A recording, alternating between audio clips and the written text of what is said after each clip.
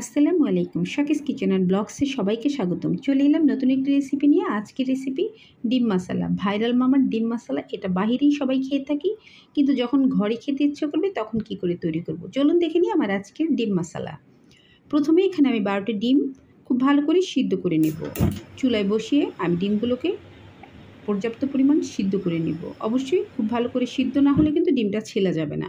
ঠিক এভাবে যদি নতুন ডিম হয়, আজকেই বাজার থেকে এনে থাকেন, লবণ দিয়ে সিদ্ধ করবেন। সবগুলো ডিম আমি ভালো করে ছিলে নিয়েছি। তারপর একটি বাটিতে আমি খুব ভালো করে মশলাগুলো মিশিয়ে নেব। এখানে কুচানো একটি শসার অর্ধেক পরিমাণ নিয়ে নিলাম। সাথে অ্যাড করে দিব 2 টেবিল চামচ পরিমাণ কুচানো পেঁয়াজ।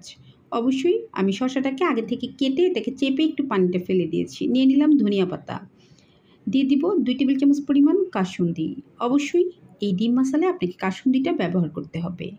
তারপর এখানে অ্যাড করে দিলাম 1 চা চামচ পরিমাণ বিট লবণ। আমি সাধারণ লবণটা এখানে ইউজ করছি না, এখানে সম্পূর্ণটা বিট লবণ দিয়ে করব। দিয়ে দিলাম 1 চা চামচ পরিমাণ চিলি ফ্লেক্স। ঝালের পরিমাণটা অবশ্যই এখানে বুঝে অ্যাড করতে হবে, যদি বাচ্চারা থাকে ঝালটা একটু কম দিবেন।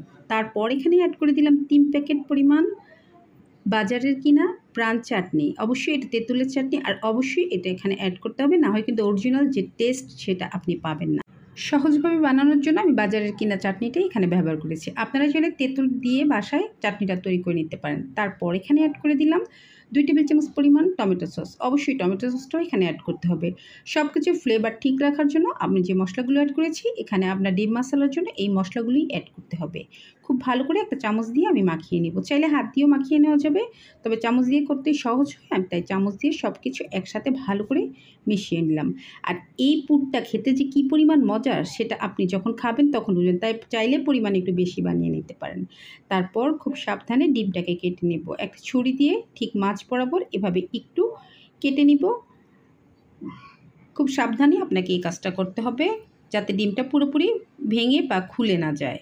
তারপর এই মশলাটা আমি প্রথম ডিমটাতে একটু বেশি অ্যাড করেছি, কিন্তু পরেরগুলোতে আমি পরিমাণ মতো আরেকটু কম করে দিব, যাতে ডিমটা একদম খুলে না যায়। এভাবে সবগুলো ডিম মশলা আমি তৈরি করে নেব। অবশ্যই একটু সাবধানেই কাজটা করতে হবে।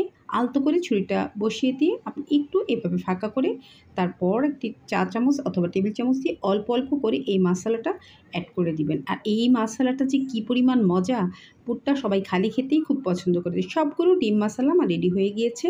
উপর থেকে একটু চাটনি অ্যাড করে দিলাম, এতে করে এর টেস্ট এবং ফ্লেভার আরেকটু বেড়ে যাবে। আর বাসার সবাই খুবই পছন্দ করবে। অবশ্যই একবার খেলে আরেকবার খেতে চাইবে। তাই একবার হলো ট্রাই করে দেখুন। বাইরের মামাদের ডিম মশলা খাওয়ার পর যখন বাসায় খেতে ইচ্ছে করবে তখন চাইলে এভাবে খেয়ে নিতে পারেন। দেখতে যতটা সুন্দর, খেতে কিন্তু তার চেয়েও বেশি মজার ছিল। সবাই বলছিল আবার বানাতে। আমি অবশ্যই আজকেও আবার বানাবো। অনেক মজার, সেটা আপনি না খেলে কখনোই দেখে বুঝতে পারবেন না। তাই একবার হলো, যেহেতু সবগুলো মশলা বা ইনগ্রেডিয়েন্টস ঘরেই থাকে, তাই একবার হলো ট্রাই করে দেখতে পারেন। এইরকম অনেক রেসিপি আমার চ্যানেলে আছে, আপনারা চাইলে দেখে নিতে পারেন। আমি অবশ্যই ডিসক্রিপশন বক্সে কিছু লিঙ্ক অ্যাড করে দিব। সবচেয়ে সহজভাবে আমি আজ আপনাদের সাথে শেয়ার করলাম এই ডিম মশলা কী করে তৈরি করতে হয়। যদি আমার আজকের ভিডিওটি ভালো লেগে থাকে, অবশ্যই লাইক, কমেন্টস অ্যান্ড শেয়ার করে দিবেন, সাবস্ক্রাইব করে দিবেন এবং পাশে থাকা বেল আইকনটি ক্লিক করে দিবেন। সবাই ভালো থাকবেন, ধন্যবাদ।